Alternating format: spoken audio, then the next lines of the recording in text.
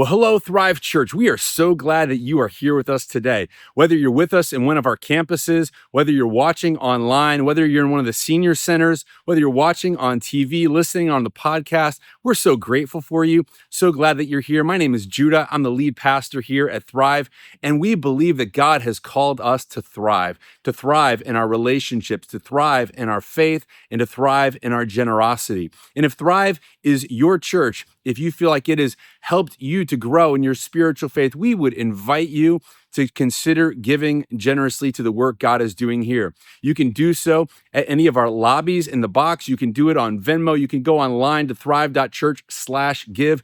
Giving is an act of worship to God. And so we invite you to do that.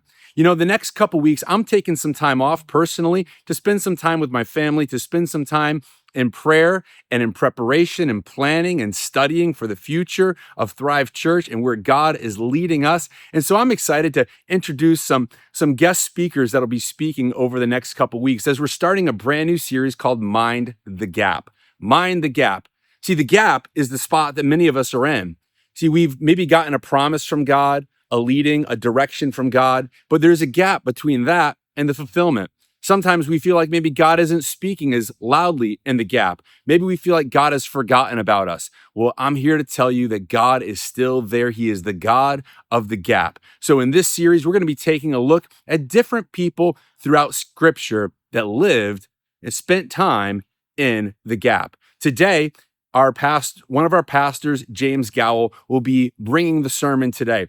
James, many of you know him. He's over our Thrive groups. He helps us with our connections, one of our pastors here on staff. And I am excited to hear what God has put on his heart regarding this topic, Mind the Gap, and how Abraham, how he spent time in the gap. So without any further ado, will you please help me by giving James a warm welcome? And here he is, James Gowell.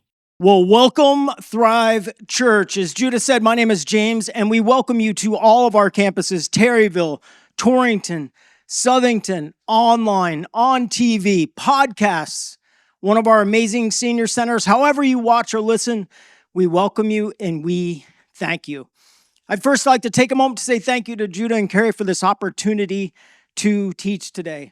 And we are in a new series called Mind the Gap. And we're going to be talking about what God does in seasons of waiting and what God is developing in us while we wait. And over the next 6 weeks, we will cover all of the gap stories from the Old Testament, New Testament. But today we are going to be talking about faith in the gap, how God builds faith while we wait. And how God often gives us a promise long before it is fulfilled. And why? Because God is more concerned with building our faith than he is in satisfying our timeline. So question, when was the last time you had to wait so long that your patience packed a bag, threw it over its shoulder, and left the building? You know, you send a text message and it's super important and you're watching this person respond. The bubbles pop up. Then they disappear. They pop up again. They disappear. You take a breath and then nothing. You're ghosted. Or you leave church and you're heading down Route 6, kind of on the way back to Watertown, 55-mile-an-hour zone.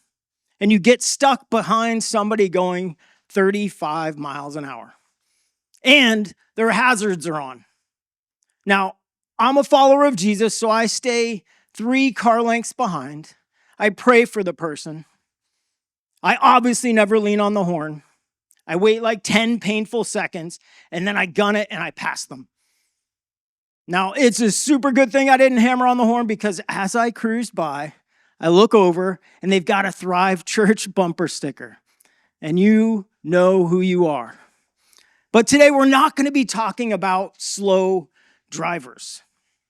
We're going to be talking about people that waited in gaps. And we don't love waiting. So raise of hands, who likes to wait? All right, most of us, right?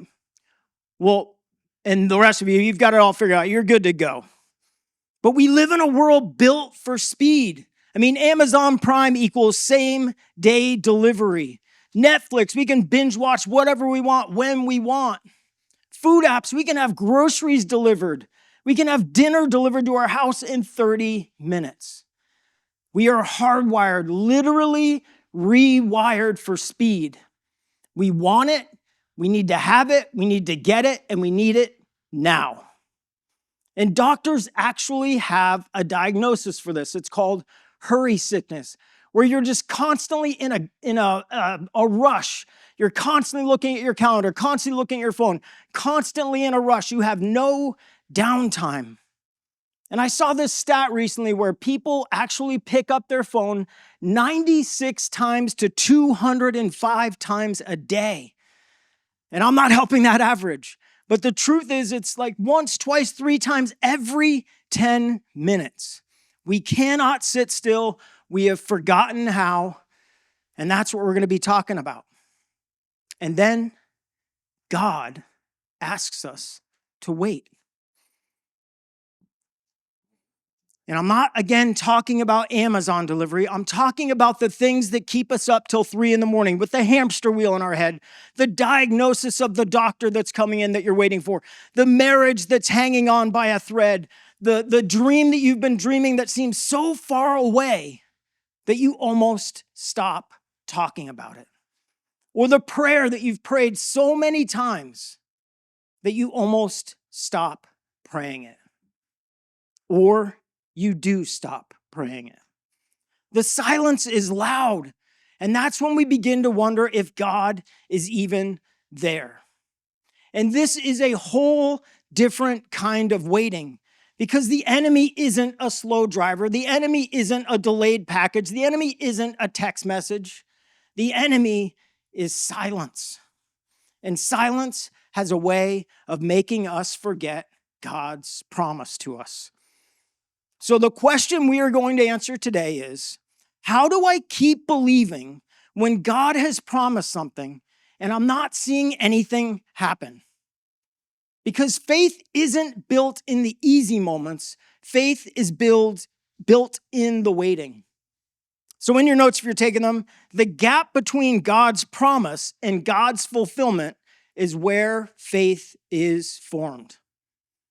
So today we're going to start off in the New Testament. Now this is the second part of the Bible, all about Jesus on the scene, all the eyewitness testimony. We're going to start in the book of Hebrews. Now, if you listen to the Thriving in the Word podcast, we've been camped out and studying in the book of Hebrews for 7 months and counting. And my brother Mike on the podcast said something the other day, and I just want to share it with you. If you want a crash course in the Old Testament, read Hebrews. It is full of prophecy, it is full of history, and it has awesome examples of faith in the Bible. So we're going to pick up in Hebrews chapter 11, verse 1. It says, faith shows us the reality of what we hope for. It is the evidence of things we cannot see. So evidence. I love that word, evidence. Our faith is built on something. Our faith is built on something that you can build your life on, that your roots can grow deep down into. And across all of Scripture, there are over 7,000 promises that God makes to those who follow after him. And do you know what God's record is? 7,000 wins and 0 losses. So this is a faith that we can cling to. This is a faith that is unshakable. This is a faith, again, that you can let your roots grow deep down into.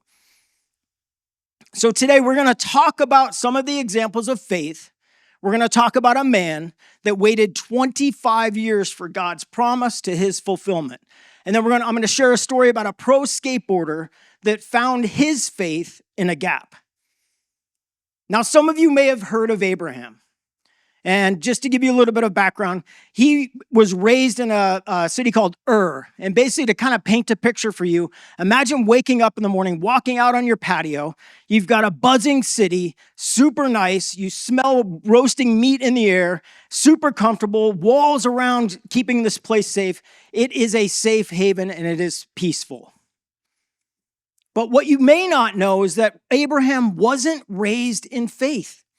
He was actually raised in paganism. So if there's anybody here that's walking in here for the first time and you've had that excuse that I wasn't raised in the church, I don't know the Bible well enough. Abraham, identify with him. He wasn't either. He was raised in paganism, which is basically, the worship of astrology, crystals, moon gods, status, wealth, you name it, but it was comfortable. So he was a broken, ordinary man, but he was available.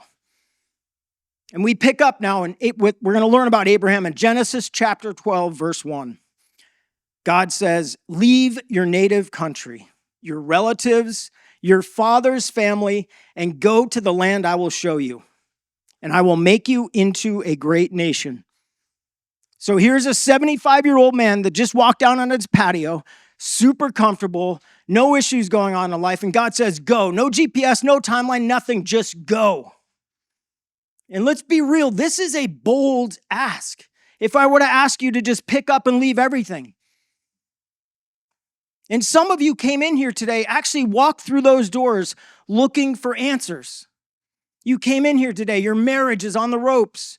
You came in here today, someone you love or yourself, you're struggling with addiction. You came in here and you've just had a job loss and you're looking for a new job. And you came in looking for answers. You feel like you're in an escape room, walking in here looking for the plans to escape. But what if God just gives you the next right thing? Read this book recently, Ernest Shackleton. It's called Endurance. This is the first man ever to explore Antarctica. Great book. I suggest you read it, but there's a part in the book where he explains a job posting for the people that he's recruiting to hop on the boat with him, and I've got to read it to you. It's so interesting. Job posting. Men wanted for hazardous journey. Low wages. Bitter cold. Long hours of complete darkness. Safe return doubtful. 5,000 men applied for this job. 5,000 men said yes to not knowing where they were going or if they would even be able to return safely. Now, there's a huge difference between Shackleton promising safe return, and there's a big difference between God, because God can do anything. And in your notes, God doesn't use the perfect, he uses the available. So watch what Abraham does here in Hebrews chapter 11, verse 8. It was by faith that Abraham obeyed when God called him to leave home and go to another land that God would give him as his inheritance. He went without knowing where he was going. No map, no GPS, no details, didn't wait for clarity. A broken, ordinary man, not young, and he just was obedient and went. And most of you have probably already guessed what happened. He leaves this comfortable city. He starts hiking in the desert 10, 20 miles, sets up shop one night, pitches his tent, goes to sleep, wakes up the next morning, opens his tent, and bam, a big, great nation. Nope. What happened was what they do not put on motivational posters. Silence. Hours of it, days of it, months of it, years of it. And this is where our gap can get dangerous. If we sit in the silence too long, we begin to create expectations. And do you know what an expectation is? It is a premeditated resentment. But wait, didn't we just say faith is the hope of is the reality of what we hope for? Yes, it is, but there's two types of expectations. There's a passive expectation and there's an active expectation. A passive expectation sits on the couch, hopes for their circumstances to change, prays, but they don't move. An active expectation is actually somebody that prays, takes a faithful step, starts to serve, starts to join a small group, and they begin to prepare for the promise before they even see it. Come on. If you look at a farmer, for the sake of example, he can be sitting in his comfortable barn in his house, staring out at his field, and pray all he wants for an awesome spring harvest. Or he can actually walk outside in the bitter cold, hit his knees in prayer, spread some seeds, and then he's taken a faithful step to prepare for what he yet cannot see. And in your notes, the gap is not God's delay, it's God's design. So in the silence, we can listen to the wrong voice. The enemy can start to get powerful and convince us that our circumstances are never going to change. I'm always going to be an addict. I'm always going to be in this relationship issue. I'm always going to be financially burdened. And do you know what happens when we isolate and we stop praying? We settle. We settle and we start to listen to the wrong voice. And you know, sometimes we think the Bible is full of perfect people, but that's what I love about it. It's full of imperfect people. Abraham was a broken man. And when we continue to read, we realize that the imperfect God, those are the people that God chooses. The people that never hide their weak moments. The Bible never hides when people cry out. And we pick up in Genesis chapter 15, verse 2. Abram replied, "O sovereign Lord, what good are all of your blessings when I don't even have a son?" That's not failure. That is honesty. If we're real, that is actually brutal. That is doubt. Abram cries out to God. And somebody in this room needs to hear that. You walk through these doors and you look all put together on the outside, but your insides are crumbling. Cry out to God. Let him know how you feel. Be honest, be brutal, and God will meet you where you are at. God is not afraid of your questions. God is not afraid of your doubts. He wants you connected. He wants you following him, and he wants you trusting him. And God does not care about your polished prayers. He wants your honest prayers. So watch what God does with Abraham's honesty. He doesn't shame him. He doesn't explain himself. He doesn't push himself away. He meets him in the middle, in the gap. And he says, "Come outside. Come and see." Genesis chapter 15, verse 5. Then the Lord took Abram outside and said to him, "Look up in the sky and count the stars if you can. That's how many descendants you will have." So God didn't answer his question. He changed his view. So at this point in Genesis, we can't forget, Abraham's been waking up to the same unanswered prayer for 10 years, staring at his circumstances, and he still keeps taking a faithful step, and he cries out to God, and God says, "Look up." So what is that one thing you've been crying out to God about? What is that one thing God has revealed to you that you were too afraid to believe? So do me a favor for a second. Don't look at me. Don't look at the screen, but look up. Now look up. Now remember this. You cannot look up and down at the same time. So pick your view. And I've been guilty of this more times than I'd like to admit, going to God with prayers that are this big to a God that's this big. Abraham wanted a son. God wanted nations for him. So whatever you said when you looked up, what God wants for you is way bigger than your heart could, in your mind, could ever even imagine. And in your notes, faith isn't the absence of doubt. It's choosing to look up anyways. So what God does is Abraham, struggling, cries out, he believes, and he looks up. So Genesis chapter 15, verse 6, and Abram believed the Lord, and the Lord counted him as righteous because of his faith. Now, when we hear that word righteous, sometimes we have the wrong meaning. We think it's like some sort of God scorecard, like a golf scorecard where he keeps his score if we're below par, above par, how we're doing with our behaviors. But this word actually comes from the Hebrew word zedekah, which means to be in alignment with God, to be connected to God. Just last week, Judah talked about that raspberry bush that he clipped off, the vine. That vine will no longer produce fruit once it's disconnected from the vine, and that's what God wants, us connected to the vine. So God looks at Abraham, and he doesn't look at his moral scorecard. He looks at him and he says, this man cried out to me. He's connected to me. He's aligned with me. He's walking with me, and he trusts me. So if you are here today and you are in a gap, cry out to God. Don't get cleaned up on the outside. As we say here at Thrive, come as you are, but don't stay that way. Trust God, looking up, knowing that you don't have to have it all together, and just be in relationship with him. So watch what God does next here in Genesis chapter 21, verse 2.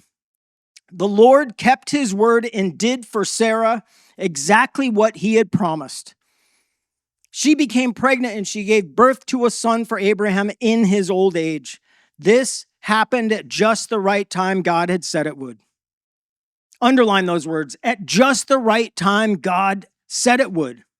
Write that on a sticky note. Put that up on your bathroom mirror and just remember, not too late, not too early. At just the right time God said it would. And in your notes, God is often preparing you while he prepares the promise. So God wasn't preparing Isaac for Abraham. He was preparing Abraham for Isaac. None of that gap was wasted time. The gap was the whole point.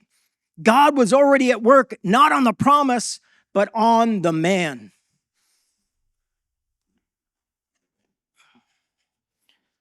Now, I grew up skateboarding, and if anybody here has skateboarded, you know this guy, Christian Hosoi.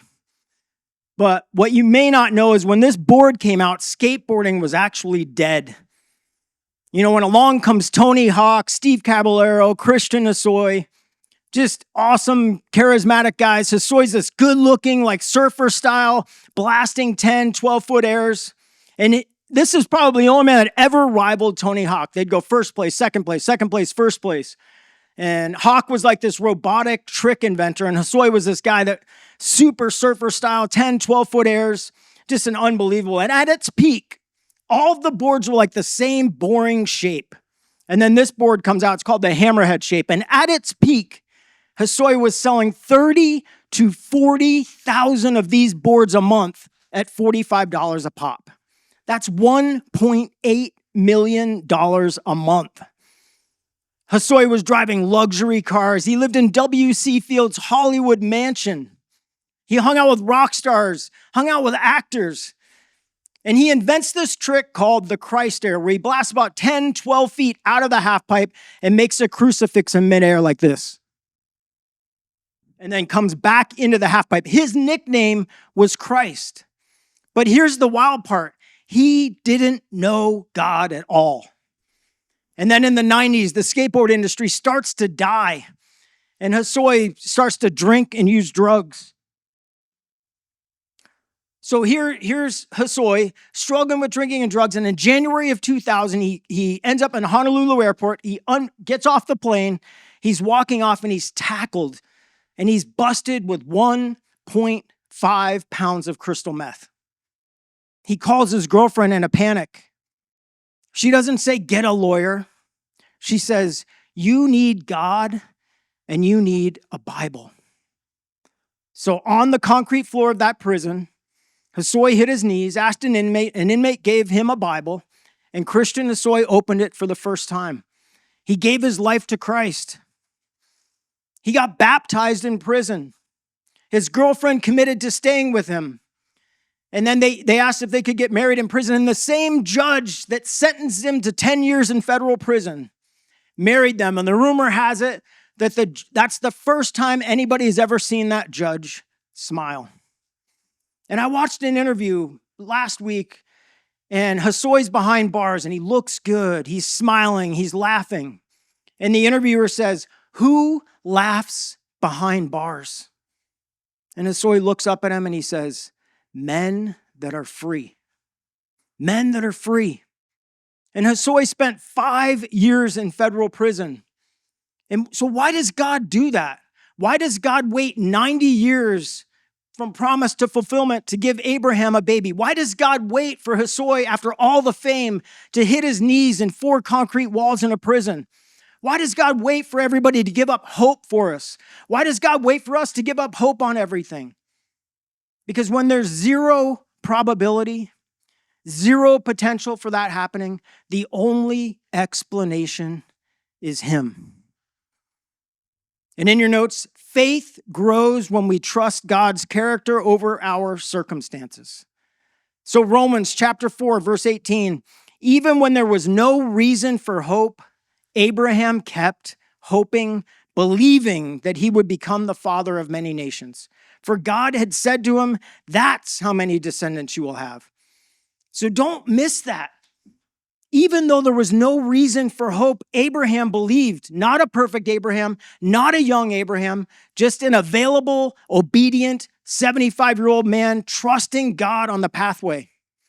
God wasn't done with Abraham, and God wasn't done with Hosoi, and He's not done with you. So let me ask you a question. What is your gap? Is it a marriage that's broken? Is it an addiction that you can't break? Is it a job loss and a job that you're looking for? Is it a faith that you once had and you can't find anymore? Because right here, right now, somebody walked in today and they just got their Isaac. Or somebody's hours away from receiving the marriage restoration. Somebody's hours away from receiving the healing. Somebody's hours away from having 24 hours, 30 days, a year of sobriety. When Abraham trusted God, when Hosoi hit his knees in the prison, that's when God met him in the middle and said, here's the promise. And this board, when I ordered it, Hosoi sent a little note with it. But whenever he sends his boards and his autographs, he signs it with a cross. And he put a little note in here.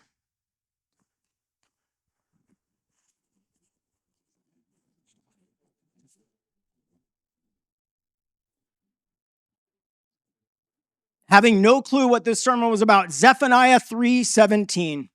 For the Lord your God is living among you. He is a mighty Savior. He will take delight in your gladness. With His love, He will calm all of your fears. He will rejoice over you with joyful songs. Now, he signs every board with a cross. Christian Hosoi is now a pastor at Sanctuary Church in Huntington Beach, California. Praise God.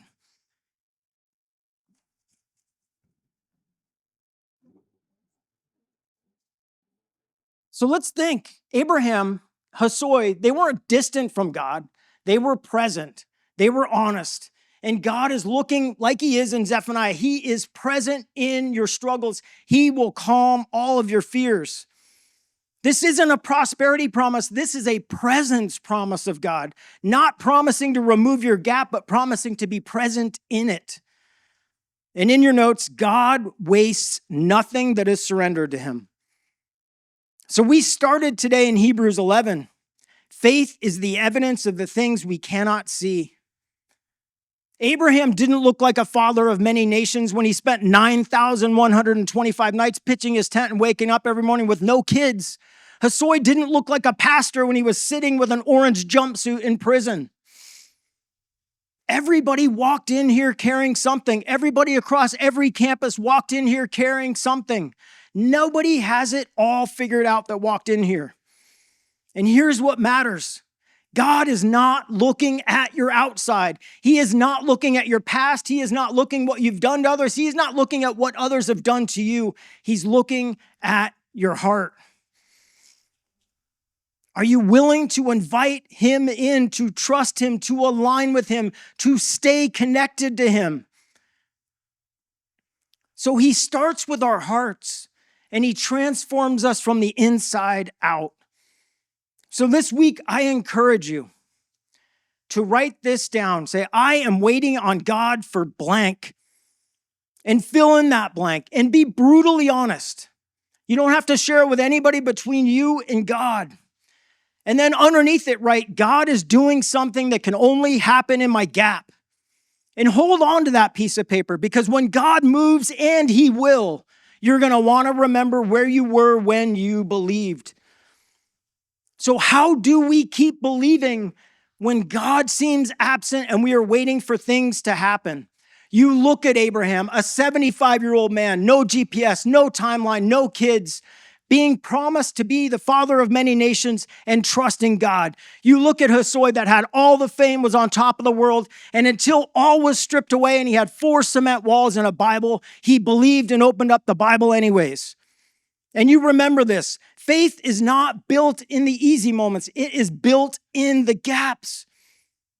God is not interested in changing the outside. He is interested in changing your inside. God's word is the same yesterday, today, and forever. You can be joyful in hope, patient in affliction, and faithful in prayer. And that is your unshakable foundation, not your circumstances. Don't keep your eyes on the wind and the waves. Keep your eyes fixed on Jesus, His word, His character, His faithfulness.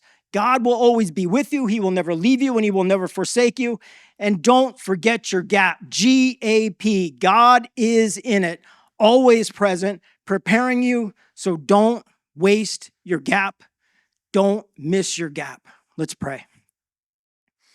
Well, Heavenly Father, Lord, we just come to you now and we thank you for your goodness. Lord, we thank you for your grace. We thank you for your faithfulness. And Lord, we thank you for your forgiveness. And Lord, I pray for anybody that walked through those doors carrying anything, that they cast their burdens onto you. And Lord, I pray that you meet them exactly where they are at, where they are in their gap. And Lord, whatever that promise is, I pray that they stay aligned and they stay connected to you. Your word says that you are the true vine, we are the branches, and we remain in you and I in us, we will bear much fruit. And apart from you, we can do nothing. So Lord, I pray for every person in this room that you work in and through them, you enter in through their hearts and you transform them from the inside out. And Lord, I just believe and I thank you for all you were doing, all that you've done. And Lord, I pray that anybody that hasn't given their life to Jesus, that they believe in their heart that God raised Jesus from the dead and they say with their mouths, Jesus is my Lord. So Lord, thank you. We love you so much. In Jesus' name we pray. Amen.